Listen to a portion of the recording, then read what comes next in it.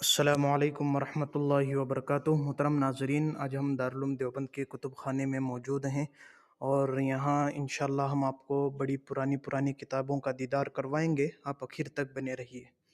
یہ قرآن کریم جو ہم نے اس سے پہلے والی ویڈیو میں آپ لوگوں کو دکھایا تھا، انشاءاللہ اب ہم دوسری کتابیں آپ لوگوں کو دکھاتے ہیں۔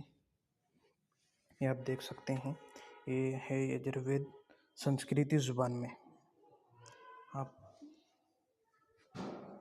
اور یہ ہے رگوید سنسکرت زبان میں، اور یہ ہے رامائن تلسی داس اردو زبان میں، اور یہ ہے منوسمرتی ہندی زبان میں، اور یہ ہے رامائن اردو زبان میں، یہ دیکھ سکتے ہیں آپ، اور یہ ہے وشنو سمرتی سنسکرتی زبان میں،